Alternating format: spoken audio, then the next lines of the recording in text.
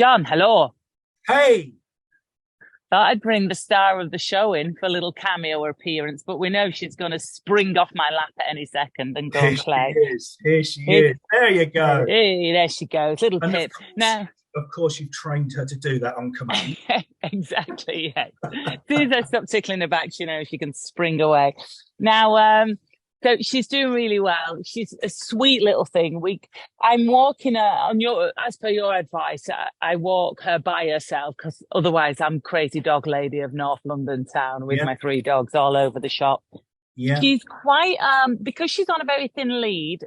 It's and because she's so tiny, yeah, she's a tendency to weave all over the shop when she's yeah. on the lead, and I don't want to be too heavy-handed with her.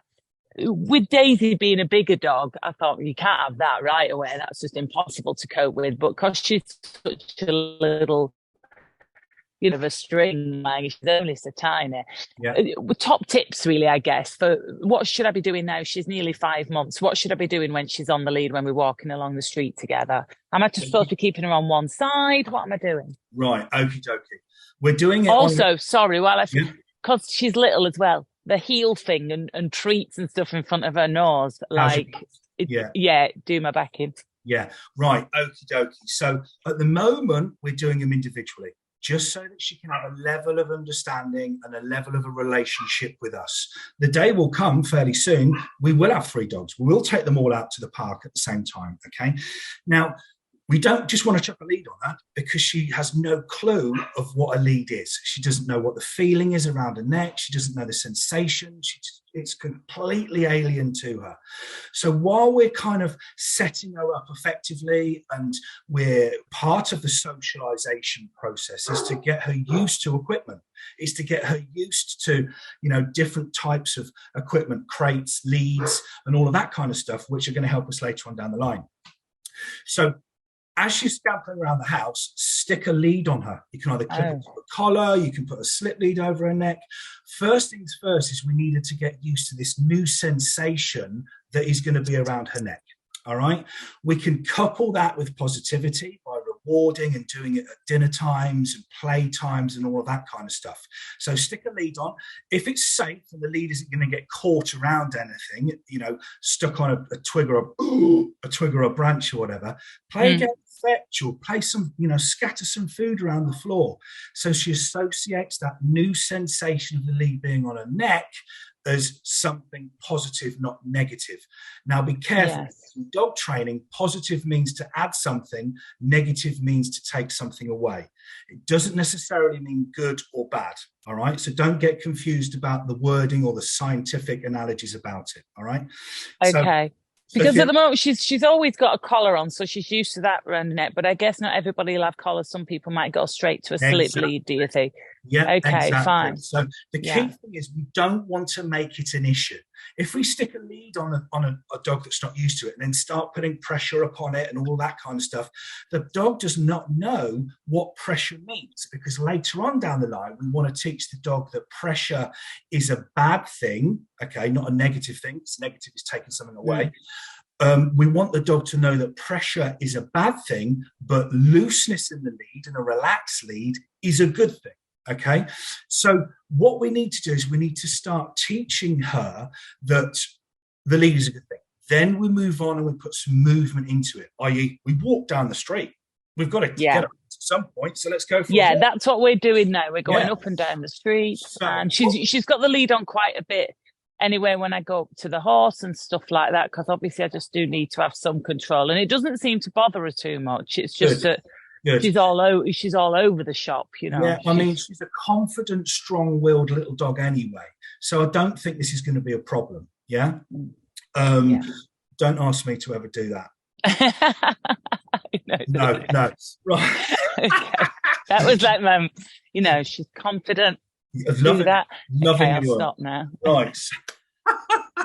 So lead, play, food, connect it with good things. Okay. Yeah. Then the time comes we need to walk down the road. Brilliant. What we needed to learn, as I said, is the difference between a loose, relaxed lead, which everybody wants to get to. I just want to walk my dog to heel without it pulling. That difference between that and a lead that is tight or pulled taut where the dog is pulling. All right. So we need to teach the difference. So what we do is when she commits the crime, for argument's sake, and she pulls us because she's interested and she wants to sniff something or she wants to do something else, we don't want to go with her. Okay. Because she's won that psychological battle. So she learns, oh, if I just pull and put tension on the line, mum's going to give up and I'm going to get to what I'm interested in. And I'm going to get to what is making me want to sniff it. All right. So what we need to do is leave that tension on the line by standing still. Okay. We keep that tension tight or taut until she decides to turn around and look at us to then make it relaxed and loose. The second she does that, we're rewarding her. So she knows the difference. Oh, hang on a minute. If I pull and I feel the line go tight, I don't get anything. If I don't feel the line go tight and it's loose and relaxed, I get rewarded. Yeah. Excellent. All great stuff. Rewarded what? With a little treat or with a well done? Anything. And again, we're managing that redirectional process of we don't want you to be over interested in the fox poo that's on the floor or the whatever. Okay. The key thing is not to allow her to pull us over to what she's being interested in. All right. So essentially when you're walking a puppy, really, it's not going to be for exercise, really. It's when you're training her. It's because I'm barely going to get past next door if I'm stopping every time she pulls, which is fine. But I guess your mindset has to be, this is a training walk and this is what we're learning today, rather than we're going to go all around the block. Yeah, all of your exercise and all of your fun and games at this stage is in the back garden. Yeah. Fine. Yeah. We're wearing her out and we're tiring her out physically in a safe space where she doesn't really need a lead on. Yeah. But when we are out in a public place, she's going to need a lead on. So we're going to need her to learn walking beside us with a nice, loose, relaxed lead with no tension or pressure whatsoever is more beneficial because she gets rewarded for doing that than her pulling us to whatever she's interested in. Now, the key things to do here is to redirect that behavior by, if she takes the slack or takes the tightness off of the line herself by either looking at us or coming back to us, we then hoist in and bolster in this new skill by backing away from the thing that she has pulled us towards. Okay. So we're creating distance. Fox poo. First thing that came into my head, apologies if it offends anybody. She wants to sniff. We're in the country here, so yeah, perfect. Look, it's everywhere. No mind in the country, it's everywhere in towns as well. Okay, so is this stage 2, the backing off thing, or is this what you should be doing right from the start? Yeah. So again, we've got to allow her to commit the crime for her to listen. Now, touch wood, and I've known it previously, some dogs, because we've done the bond and the reward and we've walked them up and down the garden and all that kind of stuff, they've learned to heal naturally. They've found their place and have learned being here gets me what I want, gets me rewarded, okay? So gauge it, suck it and see. If you go out into the big wide world when you're ready or when she's ready and it's sensory overload, it's distraction bombs going off here and everywhere, and she's pulling left, right and centre, we then need to teach her not to do that. So to enable us to teach her not to do that, we need to give her an alternative, and the alternative is looseness. It's slack on that line. Fine, so if she's pulling and then I'm stopping and waiting for her to think, hang on, why have we stopped? This is rubbish. And to look at me, she looks at me, then she gets a good girl and a reward or a little bit of a treat. Yes, but the whole backing away from something, is that something that we do once? Is that like a more advanced level once we've got their attention? Yeah, all it is, and you may not need to do this, because remember the point I made about her knowing the benefit of looking at us when she hears our name. Yeah. So she pulls us over to the dog poo. You go, Pip. She goes, yeah.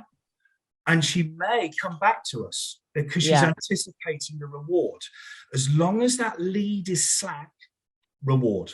Okay. Okay, fine. But to bolster in the point we're backing her away from the distraction so she doesn't re-divert back to sniffing it or right. Okay. Okay. Yeah. So yeah, we're yeah. creating distance and space, as well as teaching her the pressure and the looseness method on the line.